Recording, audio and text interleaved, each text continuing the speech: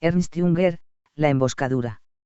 Las preguntas que se nos hacen van simplificándose y exacerbándose. Llevan a disyuntivas, como lo muestran las elecciones. La libertad de decir no es restringida sistemáticamente. Está destinada a dejar patente la superioridad de quien hace las preguntas.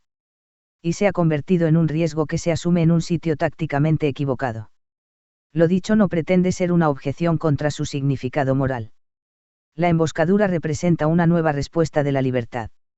Los hombres libres son poderosos, aunque constituyen únicamente una minoría pequeñísima. Nuestro tiempo es pobre en grandes hombres, pero produce figuras. La amenaza configura pequeñas minorías selectas. Junto a las figuras del trabajador y del soldado desconocido aparece una tercera figura, el emboscado. El miedo puede ser vencido por la persona singular si ésta adquiere conocimiento de su poder. La emboscadura, en cuanto conducta libre en la catástrofe, es independiente de las fachadas político-técnicas y de sus agrupaciones. La emboscadura no contradice a la evolución, sino que introduce libertad en ella mediante la decisión de la persona singular. En la emboscadura la persona singular se confronta consigo misma en su sustancia individual e indestructible. Esa confrontación expulsa el miedo a la muerte. Aquí las iglesias no pueden dar más que asistencia, pues, en su decisión, la persona singular está solitaria, y el teólogo puede, ciertamente, hacerla cobrar conciencia de su situación, mas no sacarla de ella. El emboscado atraviesa por su propia fuerza el meridiano cero. En las esferas de la medicina, del derecho y del empleo de las armas la decisión soberana corresponde al emboscado, quien tampoco en la moral actúa de acuerdo con doctrinas y se reserva la aceptación de las leyes. El emboscado no participa en el culto del crimen. Él decide la naturaleza de su propiedad y el modo de afirmarla. Es consciente de la inatacable profundidad desde la que también la palabra otorga una y otra vez plenitud al mundo. En eso está el cometido del aquí y ahora. 1. Las preguntas que se nos hacen van simplificándose y exacerbándose. Irse al bosque, emboscarse. Lo que detrás de esas expresiones se esconde no es una actividad idílica. Antes, al contrario, el lector de este escrito habrá de disponerse a emprender una excursión que da que pensar, una caminata que conducirá no solo allende los senderos trillados, sino también allende los límites de este libro. La cuestión de que aquí se trata es una cuestión medular de nuestro tiempo, es decir, una cuestión que en todo caso entraña peligros amenazadores. Al igual que lo hicieron en su momento nuestros padres y nuestros abuelos, también nosotros hablamos mucho de cuestiones. De entonces acá eso que se denomina en este sentido una cuestión ha sufrido ciertamente cambios significativos. Hemos llegado a cobrar conciencia de esto en grado suficiente. No quedan tan lejos de nosotros los tiempos en que tales cuestiones eran vistas como grandes enigmas como el enigma del mundo, por ejemplo. Y abordadas con optimismo, con un optimismo que se creía capaz de hallarle solución. Las otras cuestiones diferentes de estas eran consideradas más bien como problemas prácticos, así, la cuestión femenina o la cuestión social en general. También de estos problemas se pensaba que eran solucionables, aunque la solución no se esperaba tanto de la investigación cuanto de la evolución de la sociedad hacia unos órdenes nuevos. Entretanto, la cuestión social ha quedado resuelta en vastas zonas de nuestro planeta. La sociedad sin clases ha hecho evolucionar de tal manera esa cuestión, que ésta ha pasado a convertirse más bien en una parte de la política exterior. Esto no quiere decir, naturalmente, que estén desapareciendo sin más las cuestiones, como se creyó en los primeros momentos de euforia afloran a la superficie, por el contrario, otras cuestiones, unas cuestiones que son distintas de las anteriores y más candentes que ellas. Con una de estas cuestiones vamos a ocuparnos aquí. 2. Llevan a disyuntivas, como lo muestran las elecciones. El lector habrá hecho ya en sí mismo la experiencia de que la esencia de las cuestiones ha sufrido cambios.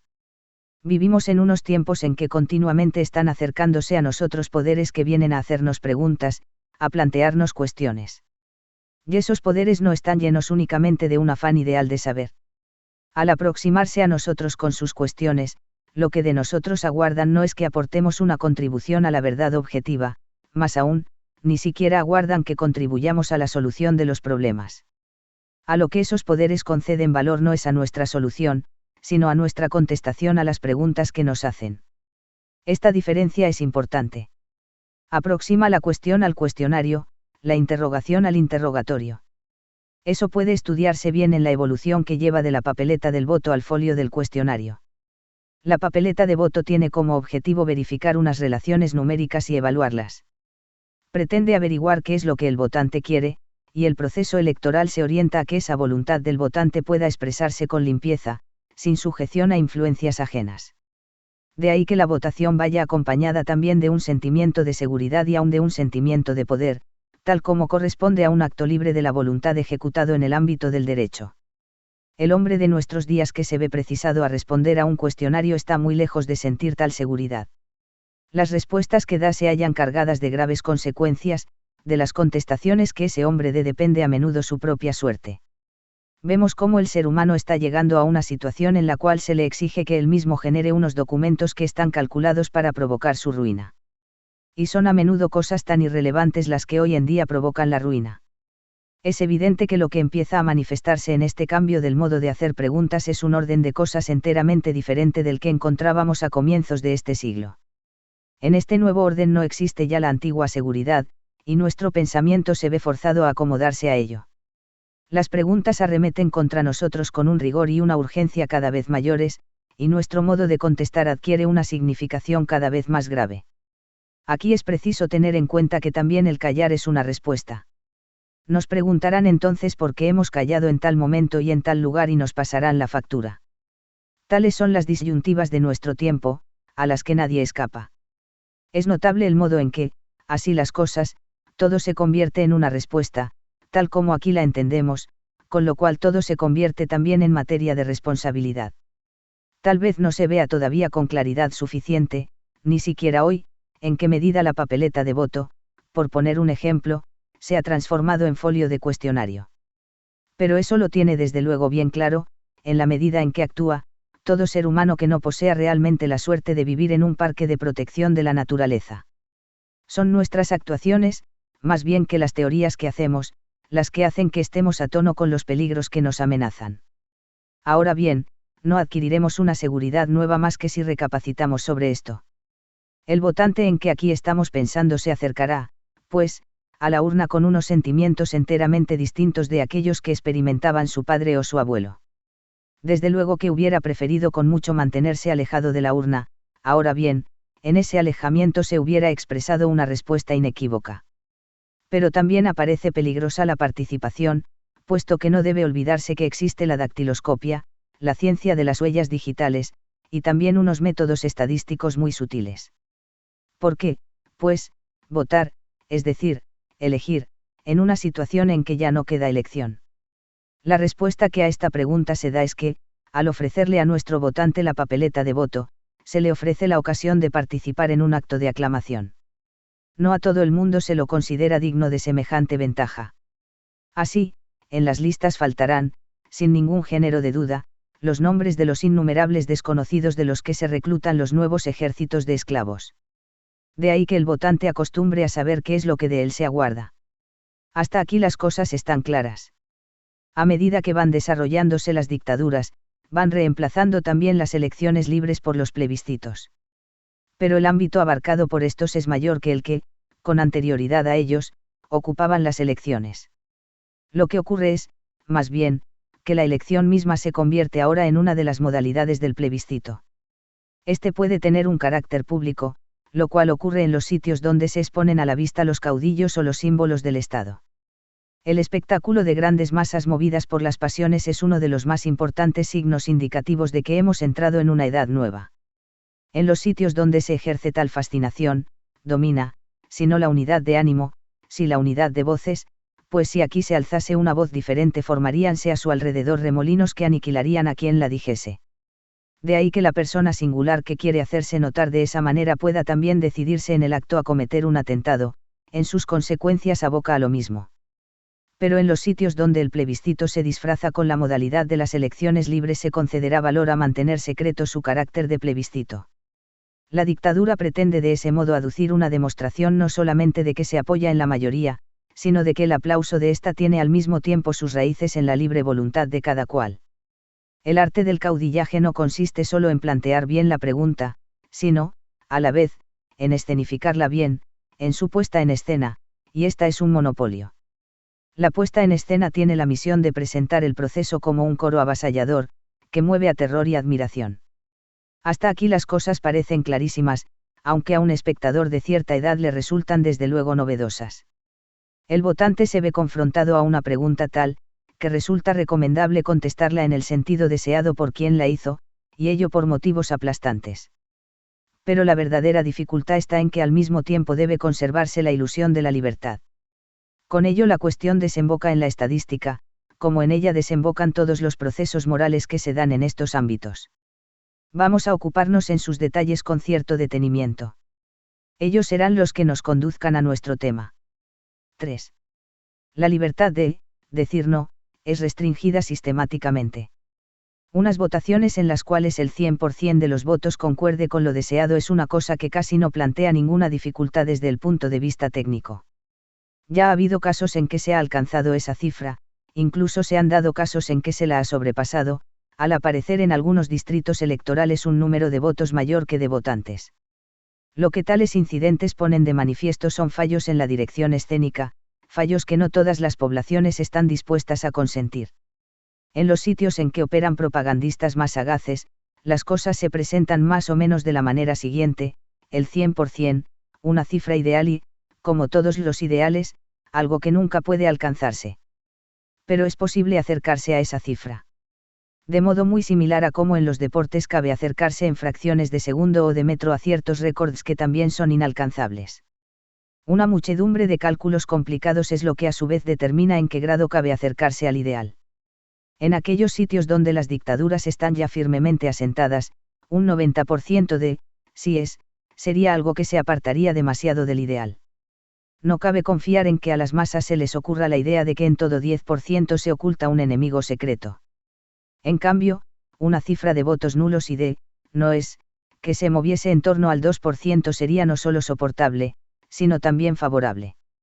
Pero nosotros no vamos a considerar ese 2% como algo residual ni a dejarlo, por tanto, de lado. Ese 2% merece que le dediquemos un estudio detallado. Precisamente en los residuos es donde hoy en día se encuentran las cosas insospechadas. El provecho que de ese 2% saca el organizador de las elecciones es doble: por un lado, ese 2% otorga curso legal al restante 98% de los votos, pues testifica que cada uno de los que votaron de este último modo podría haber votado en el mismo sentido en que lo hizo aquel 2%.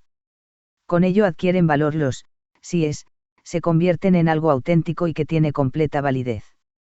Para las dictaduras es importante demostrar que en ellas no está extinguida la libertad de decir no.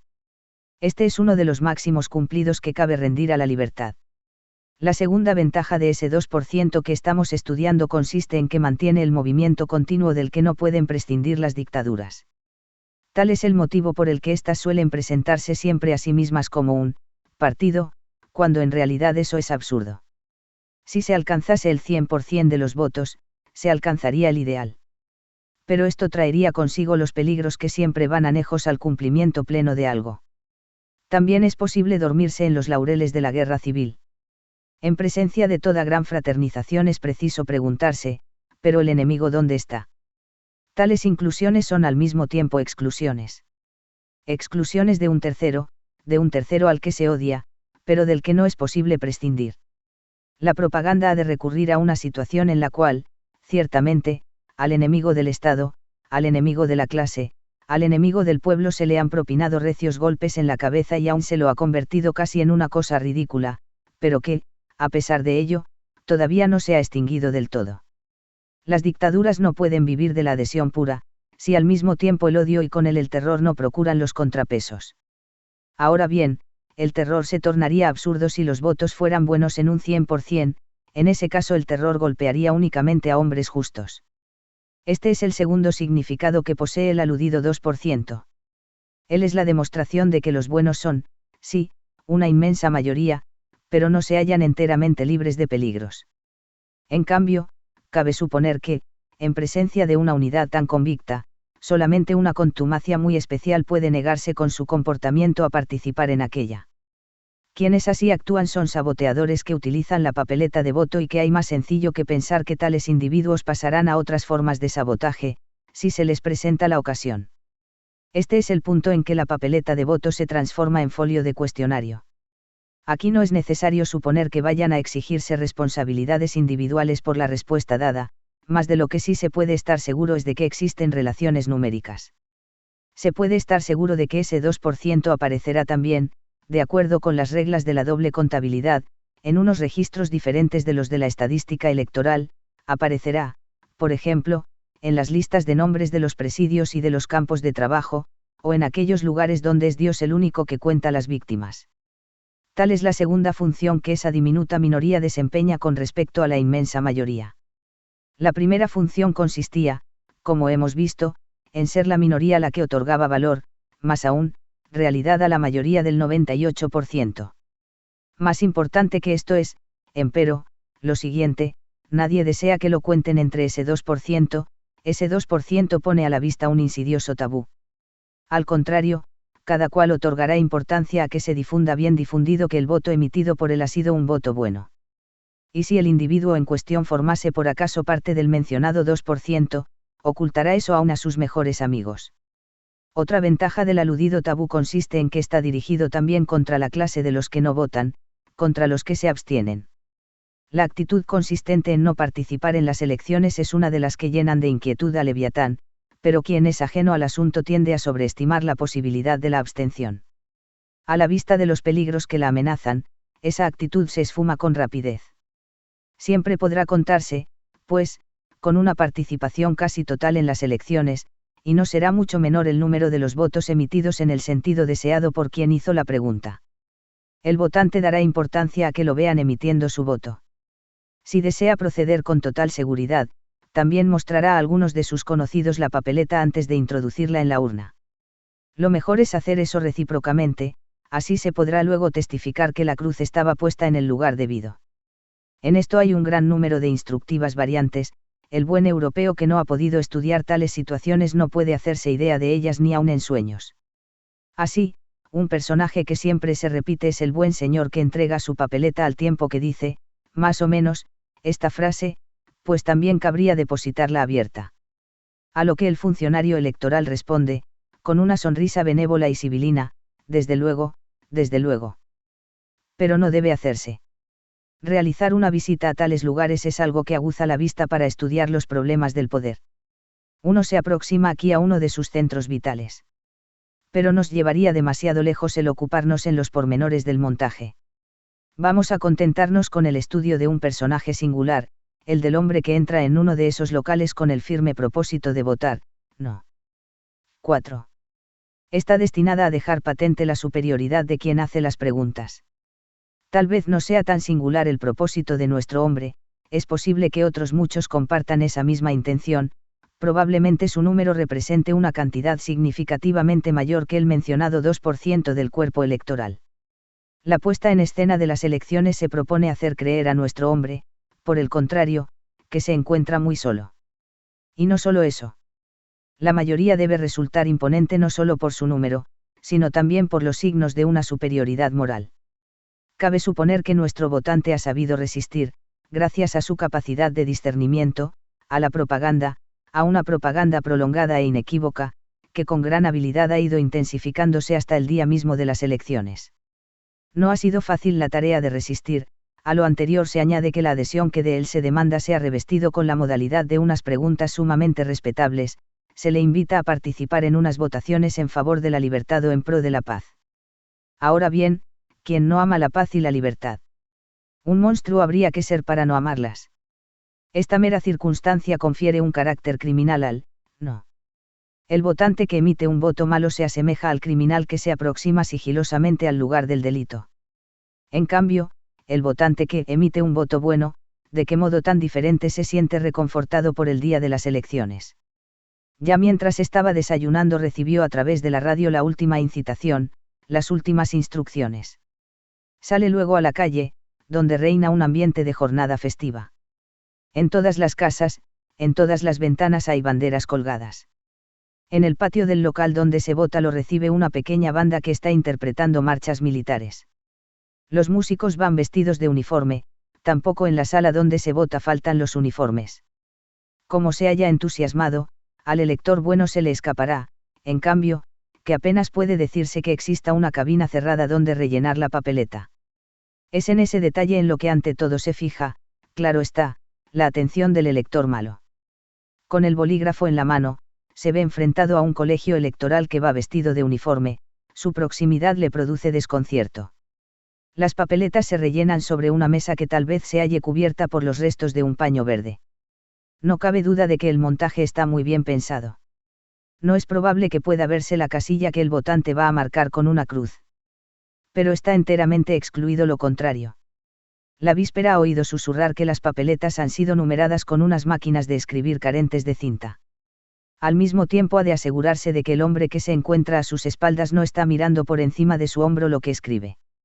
Desde la parte alta de la pared lo contempla, con una sonrisa helada, un retrato gigantesco del jefe del Estado, vestido asimismo de uniforme.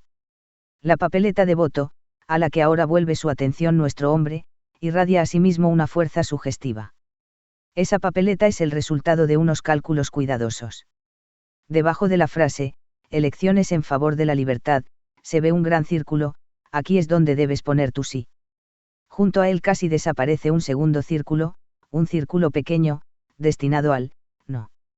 Ha llegado el gran momento, el votante se dispone a poner una marca en su papeleta. Coloquémonos mentalmente a su lado, efectivamente, ha votado, no. Es cierto que ese acto constituye una encrucijada de ficciones, que ya investigaremos. Las elecciones, los electores, los carteles electorales, todas esas cosas son etiquetas que aluden a realidades y procesos enteramente distintos. Son un espejismo. Mientras se hallan en proceso de ascenso, las dictaduras viven en gran parte del hecho de que aún no haya sido posible descifrar sus jeroglíficos. Hasta más tarde no encuentran su champollón, el cual, ciertamente, no restituye la antigua libertad. Pero sí enseña a dar una respuesta correcta. Tenemos la impresión de que nuestro hombre ha ido a caer en una trampa. Esto no hace menos admirable su comportamiento. Es cierto que su no constituye un mero gesto ejecutado en una posición perdida, a pesar de todo, causará efecto. Esto no se notará, desde luego, en aquellos sitios donde el viejo mundo continúa bañándose en los rayos del sol poniente, no se notará en las hermosas colinas, en las islas, en suma, allí donde reinan climas más templados. En cambio, el otro 98% de los votos emitidos sí que causa en los citados sitios una impresión enorme. Y como hace ya mucho tiempo que viene celebrándose, de una manera cada vez más irreflexiva, el culto de la mayoría, se pasa por alto el mencionado 2%. El papel que éste representa consiste en hacer visible, aplastante, la mayoría, pues ésta dejaría de serlo si se hubiera alcanzado el 100% de los votos. Por tanto, en los países donde aún se conocen las elecciones auténticas, un éxito tan grande como ese, la obtención de un 98% de los votos, provocará primero asombro y respeto, y luego envidia. Si el efecto de semejante éxito se deja sentir también en la política exterior, entonces esos sentimientos pueden trocarse de repente en odio y desprecio. Pero también en este caso se pasará por alto a los dos justos, al contrario de lo que hizo Dios en Sodoma. Se oirá decir que en aquel país se han conjurado todos con el mal y que se hallan maduros para una ruina bien merecida. 5. Y se ha convertido en un riesgo. Vamos a prescindir ahora del 98% y a fijar nuestra atención en el 2% restante, son las pepitas de oro que han quedado en el cedazo. Vamos a traspasar con este fin la puerta cerrada detrás de la cual está haciéndose el recuento de los votos. Al entrar allí penetramos en uno de los ámbitos tabú de la democracia plebiscitaria, acerca de la cual existe una única opinión pública e innumerables opiniones dichas en voz baja. Los miembros del colegio electoral con que aquí nos encontramos irán también vestidos de uniforme, pero tal vez se hallen en mangas de camisa, los invade el espíritu propio de un ambiente agradable y familiar. Ese colegio estará compuesto de representantes locales del partido y, además, de propagandistas y de policías. El estado de ánimo que allí reina es el que corresponde al dueño de un negocio que va a hacer el recuento de caja, no deja de haber tensión, pues todos los allí presentes son más o menos responsables del resultado. Se procede a la lectura de los síes y de los noes. Los primeros son acogidos con una satisfacción benévola, los segundos, con una satisfacción malévola. A los síes y a los noes se agregan los votos nulos y los votos en blanco. Cuando más desagradable se torna el ambiente es cuando en alguna de las papeletas aparece el epigrama escrito por un guasón. Tales epigramas se han vuelto escasos, desde luego. En el ámbito donde ejerce su imperio la tiranía se echa de menos el humor, como se echan de menos también todas aquellas cosas que constituyen el acompañamiento de la libertad, pero el chiste será tanto más agudo cuando alguien arriesga su cabeza a cambio. Vamos a suponer que nos encontramos en un punto en que la propaganda ha avanzado ya bastante en sus esfuerzos intimidatorios. En este caso circulará entre la población el rumor de que grandes cantidades de noes han sido transformados en síes. Lo probable es que esto no resulte necesario en absoluto. Incluso podría haberse dado el caso contrario, a saber, que quien hizo la pregunta tuviera que inventar algunos noes para llegar así a la cifra que había calculado. Lo cierto es que es él quien dicta la ley a los votantes, y no a la inversa. Este hecho pone de manifiesto el destronamiento político de las masas que el siglo XIX había desarrollado. En estas circunstancias tendría una gran significación el mero hecho de que entre 100 votos depositados en la urna se encontrase un solo no. De quien lo emitió cabe aguardar que hará sacrificios por defender su opinión y su concepto del derecho y de la libertad. 6. Que se asume en un sitio tácticamente equivocado también pudiera ser que de ese único voto, o, más bien, de quien lo emitió dependiera el que no se hiciese realidad el estado de termitas que siempre está amenazándonos.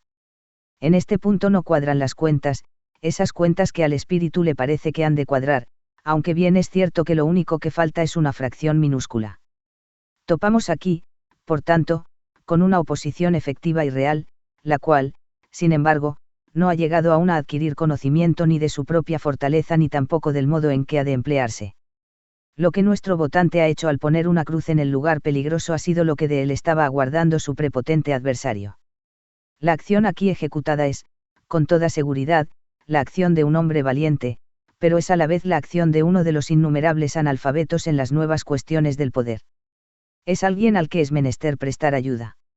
En la sala donde se votaba lo asaltó la sensación de estar entrando en una trampa y eso lo hizo reparar en cuál era la situación en que se hallaba. Encontrábase en un lugar donde las palabras no concordaban con los hechos.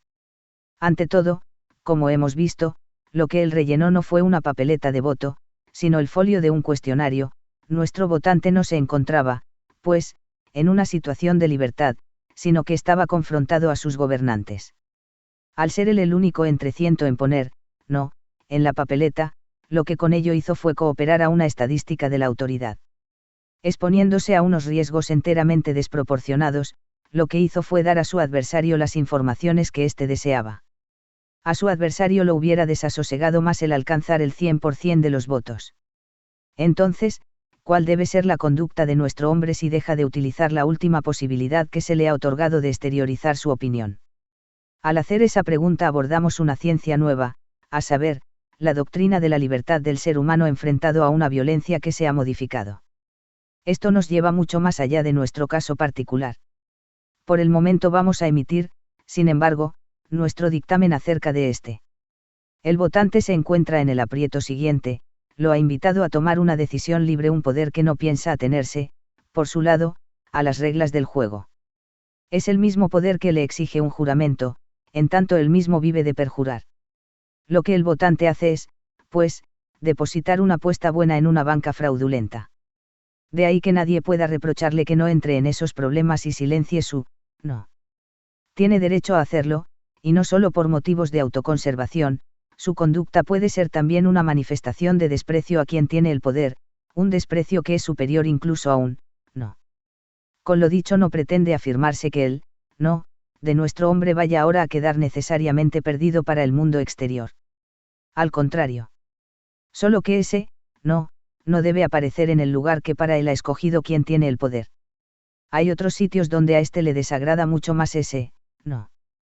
Por ejemplo, el borde en blanco de un cartel electoral, o una guía telefónica expuesta en un lugar público, o el pretil de un puente por donde pasan a diario millares de personas. Este sería un lugar mejor para una frase breve, por ejemplo, yo he dicho no. Al joven al que se aconseja que actúe de ese modo habría que decirle además otras muchas cosas que únicamente enseña la experiencia, por ejemplo, lo siguiente: la semana pasada apareció escrita en uno de los muros de la fábrica de tractores de nuestra ciudad la palabra hambre. Se hizo comparecer a los obreros y se les ordenó que vaciasen sus bolsillos.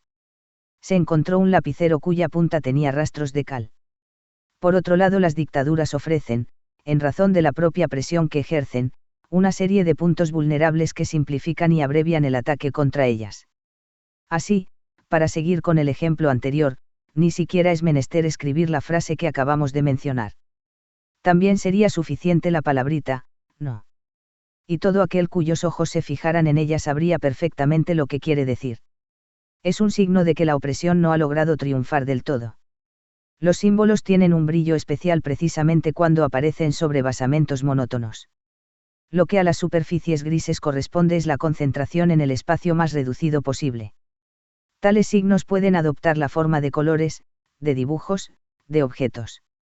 Cuando su carácter es el de letras, la escritura se transforma entonces en pictografía y vuelve de ese modo a sus orígenes.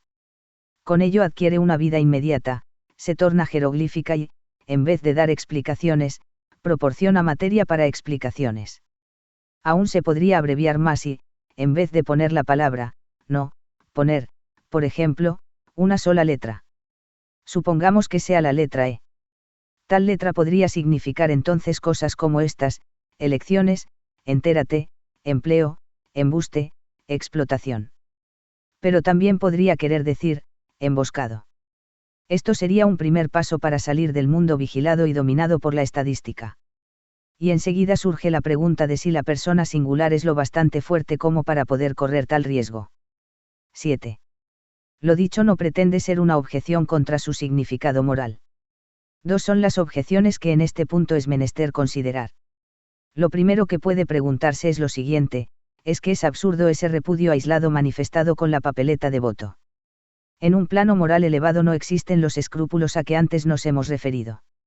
Lo que nuestro hombre dice es su opinión, y da igual cuál sea el foro ante el que lo haga. Nuestro hombre toma en consideración incluso la posibilidad de que su acción le acarree la ruina. Nada hay que oponer a esto, aunque el exigir en la práctica tal cosa vendría a significar el exterminio de la élite, de la minoría selecta. De hecho se dan casos en que se propugna con mala intención esa exigencia. No, un voto como ese no puede considerarse perdido, aunque es cierto que se lo emite en una posición perdida. Es precisamente esto lo que le confiere una significación especial. Ese voto no quebrantará al adversario, pero sí produce un cambio en quien se decidió a emitirlo. Este había sido hasta ese momento alguien que defendía una convicción política entre otras. A partir de ahora se convierte, frente al nuevo empleo de la violencia, en un combatiente que hace un sacrificio inmediato, se transforma tal vez en un mártir. El mencionado cambio es independiente del contenido de su convicción. También los viejos sistemas, también los viejos partidos sufren un cambio cuando se llega al enfrentamiento. No encuentran el camino de vuelta a la libertad heredada. Un demócrata que haya votado en favor de la democracia con su solo voto, al cual se oponen los otros 99, se ha salido, al obrar así, no solo de su sistema político, sino también de su individualidad. Esto tiene luego efectos que van mucho más allá del fugaz suceso, por cuanto, después de este, no puede ya haber ni democracias ni individuos entendidos en el viejo sentido. Ese fue el motivo de que fracasaran todas las numerosas tentativas de retornar a la República bajo los Césares. Los republicanos habían sucumbido en la guerra civil o bien habían salido de ella cambiados. 8. La emboscadura representa una nueva respuesta de la libertad. Más difícil resulta refutar la segunda objeción. Ya la habrá hecho una parte de los lectores, porque ha de tener peso solamente ese único, no. Pues cabe pensar que entre los otros 99 se encuentren algunos emitidos por convicción, por una convicción total y honesta y por motivos que son concluyentes. Esto es, efectivamente, algo que no puede discutirse. Hemos arribado aquí al punto donde no parece posible llegar a un entendimiento. Aun cuando solo se haya emitido un sí auténtico, esa objeción es irrebatible. Supongamos un sí ideal y un no ideal. En quienes los emitieron se pondría de manifiesto la disensión que nuestro tiempo alberga en su seno y que también alza sus pros y sus contras dentro incluso del pecho de cada cual. El sí estaría a favor de la necesidad, el no a favor de la libertad. El proceso histórico discurre de tal manera que ambos poderes, tanto la necesidad como la libertad, influyen en él. Cuando en ese proceso falta uno de los dos mencionados poderes, se degrada. No depende solo de la situación, sino que depende principalmente del espectador cuál de esos dos lados es el que se ve. Pero el espectador no dejará nunca de sentir también el lado opuesto. El espectador se ve coartado en su libertad por lo necesario, pero es él, con su libertad precisamente, quien otorga un estilo a lo necesario. Esto es lo que establece una diferencia entre que los hombres y los pueblos den satisfacción a su tiempo o perezcan a causa de él. En el hecho de irse al bosque, de emboscarse, esto es, en lo que en adelante llamaremos, emboscadura, contemplamos la libertad de la persona singular dentro de este mundo. Además de esto, es preciso describir la dificultad, más aún, el mérito que hay en ser en este mundo una persona singular. No se discute que este mundo ha cambiado y sigue cambiando, y que lo hace por necesidad, mas con ello ha cambiado también la libertad, no ha cambiado en su esencia, desde luego, pero sí en su forma.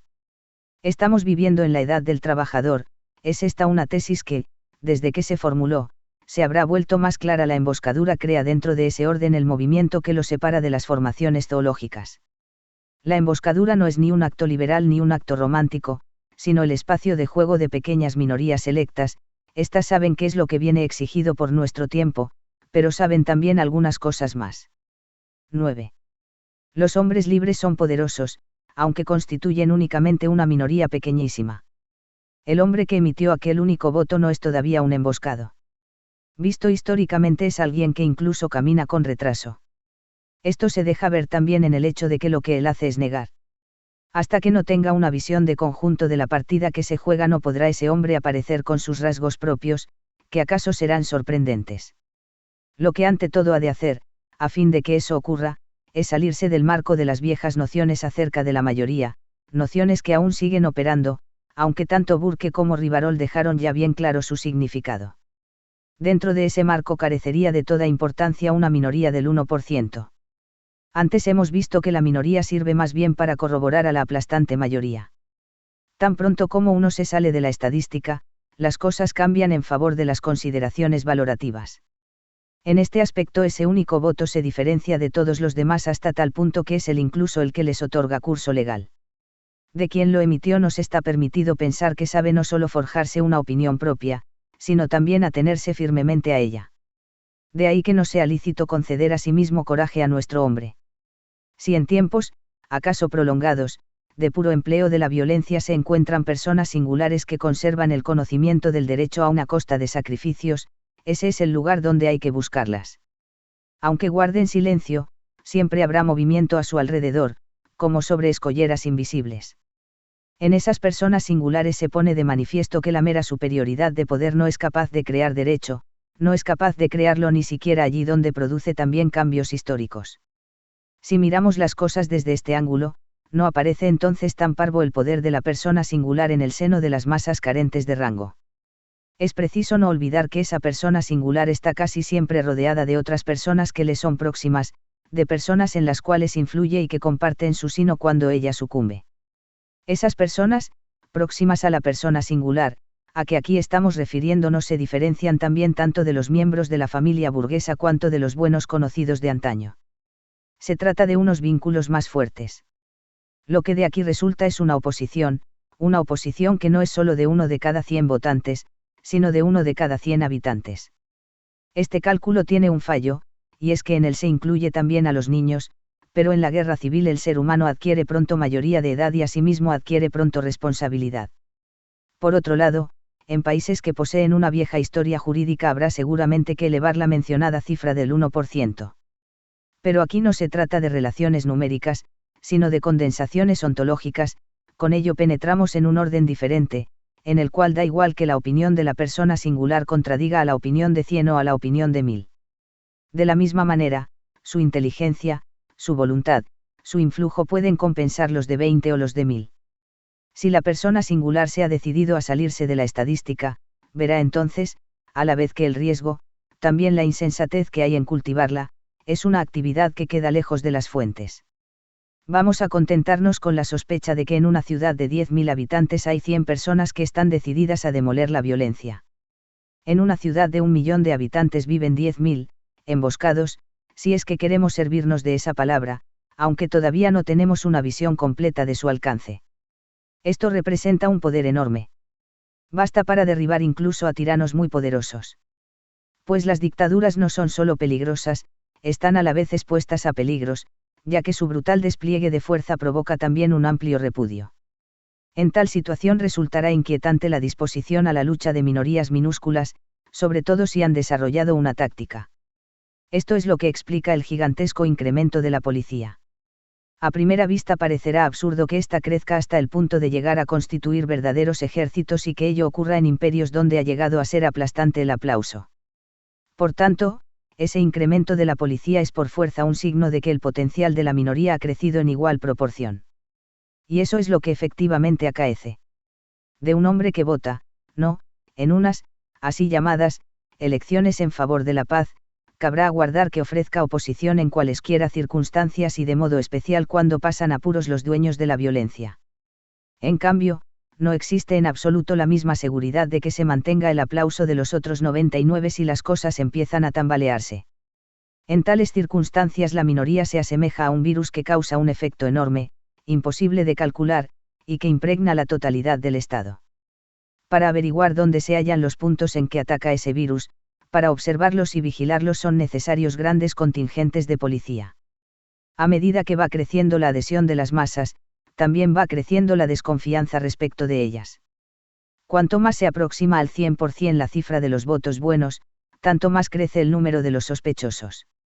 Pues cabe suponer que quienes portan en sí la oposición se habrán trasladado de un orden abarcable mediante la estadística a aquel orden invisible que nosotros denominamos la emboscadura, el irse al bosque. Ahora es preciso vigilar a todos. El espionaje introduce sus tentáculos en cada bloque de viviendas, en cada domicilio, intenta penetrar incluso en las familias y alcanza sus máximos triunfos en las autoinculpaciones que contemplamos en los grandes procesos públicos. En ellos vemos al individuo representar el papel de policía de sí mismo, lo vemos cooperar a su propia aniquilación. El individuo no es ya indivisible, como si lo fue en el mundo liberal, ahora el Estado lo ha partido en dos mitades, una mitad que es culpable y otra mitad que se autoinculpa. Qué espectáculo tan chocante es ese de ver cómo unos estados que están fuertemente armados, como unos estados que se ufanan de hallarse en posesión de todos los medios de poder, son al mismo tiempo sumamente susceptibles. Los cuidados que tales estados han de prestar a la policía reducen su poder exterior. La policía recorta los presupuestos del ejército, y no solo los presupuestos. Si las grandes masas fueran tan transparentes como asevera la propaganda, si sus átomos estuvieran tan orientados en una misma dirección, entonces se precisaría una cantidad de policía no mayor que el número de canes que necesita el pastor para cuidar de su rebaño. No es eso lo que ocurre, sin embargo, pues en el seno del gris rebaño se esconden lobos, es decir, personas que continúan sabiendo lo que es la libertad. Y esos lobos no son solo fuertes en sí mismos, también existe el peligro de que contagien sus atributos a la masa, cuando amanezca un mal día, de modo que el rebaño se convierta en horda. Tal es la pesadilla que no deja dormir tranquilos a los que tienen el poder. 10. Nuestro tiempo es pobre en grandes hombres, pero produce figuras. Una de las notas características y específicas de nuestro tiempo es que en él van unidas las escenas significativas y los actores insignificantes. Esto es algo que se pone de manifiesto sobre todo en los grandes hombres que aparecen en su escenario. Uno tiene la impresión de que todos ellos son personajes de esos que pueden encontrarse en las cantidades que se desee tanto en los cafés de Ginebra o de Viena cuanto en provincianos mesas de oficiales del ejército o también en oscuros carabasares. En aquellos sitios donde, además de la mera fuerza de voluntad, aparecen también rasgos espirituales, nos está permitido sacar la conclusión de que allí perdura un material antiguo, tal es, por ejemplo, el caso de Clemenceau, del que puede decirse que era un hombre de una pieza. Lo que en este espectáculo resulta irritante es que en él la mediocridad va asociada a un poder funcional enorme. Estos son los hombres en cuya presencia se ponen a temblar millones de seres humanos, los hombres de cuyas decisiones dependen millones de personas. Y, sin embargo, son los mismos hombres de los cuales es preciso decir que han sido elegidos con un zarpazo infalible por el Zeitgeist, el espíritu del tiempo, si es que queremos contemplar aquí a tal espíritu en uno de sus aspectos posibles, el de un enérgico empresario de demoliciones. Ninguna de esas expropiaciones, socializaciones, electrificaciones, concentraciones de tierras, fraccionamientos y pulverizaciones que se llevan a cabo presuponen ni cultura ni carácter, antes al contrario, esas dos cualidades resultan nocivas para el automatismo. De ahí que en aquellos sitios del paisaje de talleres donde se puja por el poder, este se ha adjudicado a aquel en quien la insignificancia está peraltada por una voluntad fuerte. En otro lugar volveremos a abordar este tema y en especial sus implicaciones morales. Pero en la misma medida en que las actuaciones comienzan a perder interés desde la perspectiva de la psicología, en esa misma medida se tornan más significativas desde la perspectiva de la tipología. El ser humano penetra en unas circunstancias que él no abarca enseguida con su conocimiento consciente y a las que mucho menos aún configura. Solo con el paso del tiempo va adquiriendo la óptica que hace comprensible el espectáculo. Solo entonces será posible el dominio. Antes de poder actuar sobre un proceso es preciso haberlo comprendido. Con las catástrofes vemos aflorar a la superficie figuras que muestran estar a la altura de ellas y que las sobrevivirán cuando hayan quedado hace mucho tiempo olvidados los nombres casuales. Entre esas figuras se cuenta sobre todo la del trabajador, la cual avanza con paso seguro e imperturbable hacia sus objetivos. Lo único que el fuego de la catástrofe hace es realzar más y más esa figura, tornarla cada vez más resplandeciente. Aún brilla iluminada por la incierta luz de los titanes, no barruntamos en qué ciudades regias, en qué metrópolis cósmicas alzará esa figura su trono. El mundo lleva ahora el uniforme y las armas de la figura del trabajador. Y alguna vez llevará también su vestido de día de fiesta. Dado que por el momento esa figura se halla en los primeros pasos de su carrera, el compararla con lo que ya ha llegado a su acabamiento no le hace justicia. En el séquito de la figura del trabajador aparecen otras figuras. También aquellas en que se sublima el sufrimiento. Entre ellas se encuentra el soldado desconocido, el soldado anónimo, que precisamente por estar desprovisto de nombre se halla vivo no solo en todas las capitales, sino también en todas las aldeas, en todas las familias. Los lugares del combate, sus objetivos temporales, incluso los pueblos de que esos soldados desconocidos fueron representantes, todas esas cosas van difuminándose. Se enfrían los incendios. Y lo que queda es otra cosa, algo que es común a todos y hacia lo cual no se vuelven ya la voluntad y la pasión, sino el arte y la veneración. ¿A qué se debe el que la figura del soldado desconocido vaya claramente asociada al recuerdo de la Primera Guerra Mundial, pero no al de la Segunda? Se debe a que en la última resaltan con claridad las modalidades y los objetivos de la Guerra Civil Mundial. Con ello vuelve a pasar a segundo plano lo propiamente bélico, el soldado. En cambio, el soldado desconocido de la Primera Guerra Mundial continúa siendo un héroe, un dominador de los mundos del fuego, que toma sobre sí grandes cargas en medio de aniquilaciones mecánicas. Ello lo convierte en un descendiente legítimo de la caballería de Occidente. La Segunda Guerra Mundial se diferencia de la primera no solo porque las cuestiones nacionales pasan abiertamente a formar parte de las cuestiones de la guerra civil y quedan subordinadas a estas, sino a la vez porque en ella se intensifica el desarrollo mecánico y de ese modo se acerca, en el automatismo, a los últimos límites. Esto comporta ataques exacerbados contra el nomos y contra el ethos. En este contexto se llega a batidas efectuadas por un poder que supera en mucho el del adversario, a batidas que no dejan ninguna esperanza. La batalla de material se intensifica hasta convertirse en una batalla de cerco, hasta transformarse en un cannas, al cual le falta, empero, la grandeza antigua. El sufrimiento crece hasta tal punto que por fuerza queda excluido lo heroico. Al igual que todas las otras modalidades de la estrategia, también esta nos procura una imagen exacta de nuestro tiempo, este intenta clarificar en el fuego las cuestiones que le son propias. Desde hace ya mucho está preparada la batida del ser humano, una batida que no deja escapatoria ninguna, y está preparada por teorías que aspiran a dar una explicación lógica y compacta del mundo y que corren parejas con el desarrollo técnico. Al adversario se lo cerca primero en el campo de la razón y luego también en el campo social, a esto se agrega, llegada la hora, su exterminio. No hay destino más desesperanzado que el caer en un proceso como ese, en un proceso en el cual el derecho se ha convertido en un arma. 11. La amenaza configura pequeñas minorías selectas. Tales fenómenos han venido dándose desde siempre en la historia humana, podríamos contarlos entre las atrocidades que raras veces faltan cuando se producen grandes cambios. Más desasosiego causa el hecho de que la crueldad amenace con convertirse en un elemento constitutivo, en una institución de las nuevas formaciones de poder, así como el ver entregada inerme a ella la persona singular. Esto tiene varios motivos, el principal es que el pensamiento racional es cruel. Esa cualidad suya se contagia luego a los planes que se hacen. En esto desempeña un papel especial la extinción de la libre competencia. Tal extinción provoca curiosas imágenes reflejas de sí misma.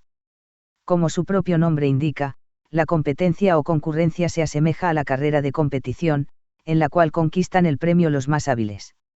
Donde desaparece la competencia se corre el riesgo de que surja una especie de estirpe de rentistas mantenida a costa del Estado, mientras en la política exterior perdura la competencia, es decir, la carrera de competición entre los diferentes estados.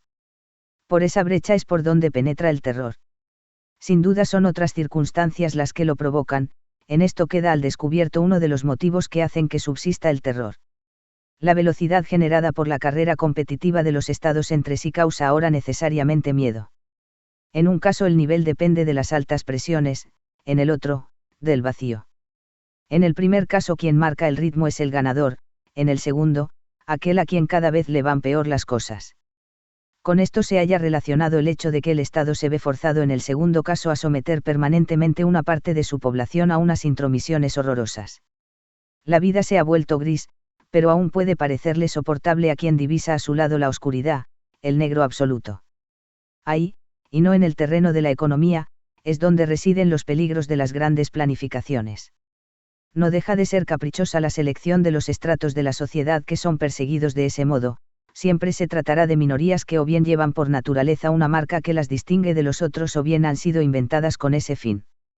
Es evidente que con ello quedan coamenazados también todos los que sobresalen por herencia y talento. Este mismo clima se contagia al trato acordado a los vencidos en la guerra, en conexión con la recriminación de una culpabilidad general se llega entonces a dejar morir de hambre a la gente en los campos de concentración, se llega a imponer trabajos forzados, a exterminar a los seres humanos en vastos territorios y a deportar a los supervivientes. Es comprensible que en una situación como esa el hombre prefiera soportar las cargas más pesadas a ser contado entre los otros. El automatismo parece quebrantar con gran facilidad, como si lo hiciera jugando, lo que queda de la voluntad libre, la persecución se ha tornado compacta y universal, como un elemento de la naturaleza. Tal vez algunos privilegiados puedan tener abierta la puerta de la huida, pero la huida suele conducir a cosas peores. La oposición parece dar estímulos a los dueños de la violencia, les procura el anhelado pretexto para intervenir. Frente a esto, la última esperanza que queda es que el proceso acabe devorándose a sí mismo, como un volcán que ha arrojado toda su lava. Pero entre tanto solo puede haber dos preocupaciones para el hombre que está batido de ese modo, ejecutar el trabajo que le asignan y no desviarse de la norma. Esto repercute incluso en las zonas de seguridad, en ellas se apodera de los seres humanos un pánico propio de la catástrofe. En este punto surge la cuestión y lo hace no solo en la teoría, sino en toda existencia real de hoy, en este punto surge la cuestión de si no se podrá tomar todavía un camino diferente. Existen, en efecto, pasos de montaña, senderos de herradura que solo se descubren después de una prolongada ascensión. Se ha llegado a una concepción nueva del poder, se ha llegado a unas concentraciones de poder inmediatas, vigorosas. Para poder plantarles cara se necesita una concepción nueva de la libertad, una concepción que no puede tener nada que ver con los desvaídos conceptos que hoy van asociados a esa palabra. Esto presupone, para empezar, que uno no quiera simplemente que no lo esquilen, sino que esté dispuesto a que lo despellejen.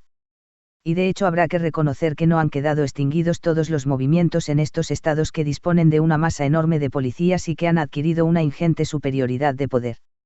Las corazas de los nuevos leviatanes tienen sus brechas propias, que continuamente están siendo palpadas, y esa operación tiene como premisas una prudencia y una audacia de una especie nunca antes conocida. Así, uno se inclina a pensar que existen aquí minorías selectas que están iniciando la lucha en favor de una libertad nueva, una lucha que requiere grandes sacrificios, no es lícito dar a esa lucha una interpretación que resulte indigna de ella. Para encontrar algo parangonable con esa lucha es preciso dirigir la mirada a tiempos y lugares esforzados, por ejemplo, a los de los hugonotes o a los de las guerrillas que Goya vio en sus desastres. Comparado con estas cosas, el asalto a la Bastilla, del cual sigue alimentándose todavía hoy la conciencia de libertad del individuo, no pasa de ser un paseo dominguero por las afueras de la ciudad. En el fondo no es posible considerar por separado la tiranía y la libertad, aunque es cierto que, cuando se las ve temporalmente, la una releva a la otra. Desde luego puede decirse que la tiranía deja en suspenso la libertad y la aniquila.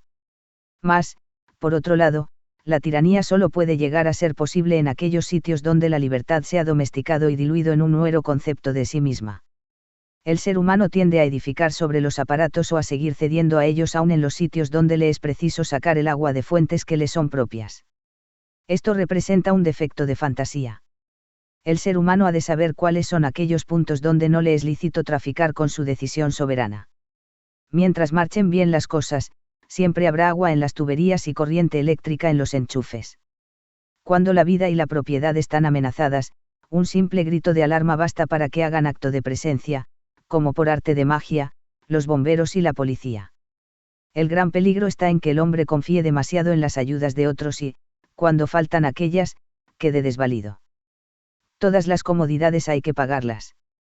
La situación de animal doméstico arrastra consigo la situación de animal de matadero. Las catástrofes son una prueba que permite averiguar en qué medida siguen conservando un fundamento originario los hombres y los pueblos. Allende la civilización y las seguridades que son procuradas por ella, la salud y las esperanzas de vida dependen de que una cuando menos de las raíces continúe nutriéndose directamente del reino telúrico. Esto se pone de manifiesto en aquellos tiempos en que se atraviesan fases de amenazas muy intensas. En esas fases los aparatos no solo dejan en la estacada al ser humano, sino que lo baten de tal manera que no parece quedar esperanza ninguna. Entonces es cuando el hombre ha de decidir si da por perdida la partida o si desea continuarla, apoyándose para ello en su fuerza más íntima, en su fuerza propia. En este último caso se decide a irse al bosque, a emboscarse. 12. Junto a las figuras del trabajador y del soldado desconocido aparece una tercera figura, el emboscado.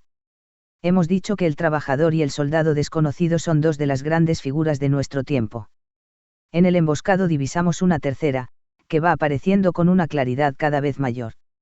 En el trabajador el principio activo se despliega en la tentativa de imponerse al universo y dominarlo de una manera nueva, en el ensayo de alcanzar proximidades y lejanías no vistas antes por ningún ojo, impartir órdenes a unas energías que hasta este momento nadie había desencadenado.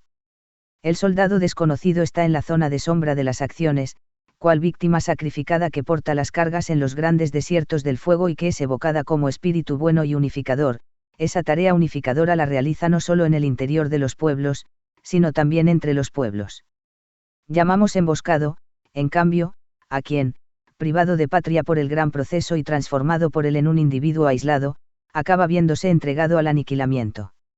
Este destino podría ser el destino de muchos y aún el de todos. No es posible dejar de añadir, por tanto, una precisión. Y esta consiste en lo siguiente: el emboscado está decidido a ofrecer resistencia y se propone llevar adelante la lucha, una lucha que acaso carezca de perspectivas. Un emboscado es, pues, quien posee una relación originaria con la libertad, vista en el plano temporal. Esa relación se exterioriza en el hecho de que el emboscado piensa oponerse al automatismo y piensa no sacar la consecuencia ética de este, a saber, el fatalismo.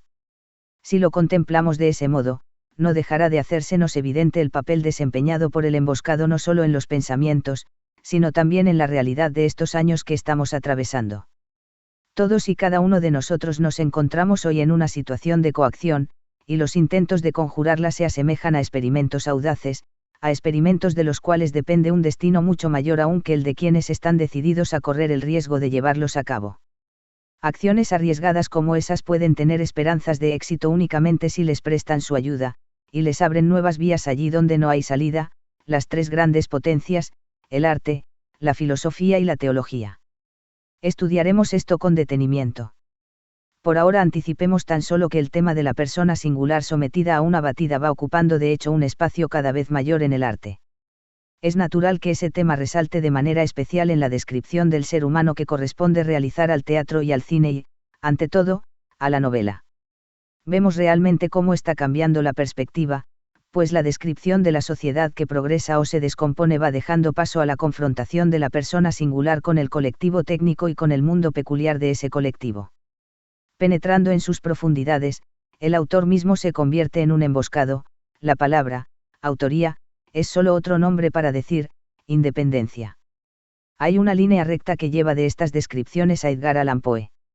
Lo extraordinario de este espíritu está en su economía de medios. Ya antes de que se alce el telón escuchamos el motivo conductor, y por los primeros compases nos enteramos de que el espectáculo llegará a ser amenazador. Los personajes, que son sobrios, matemáticos, son a la vez fatídicos, en eso estriba su inaudita fascinación. El maelstrom es el embudo, es la resaca irresistible hacia la cual atraen el vacío y la nada.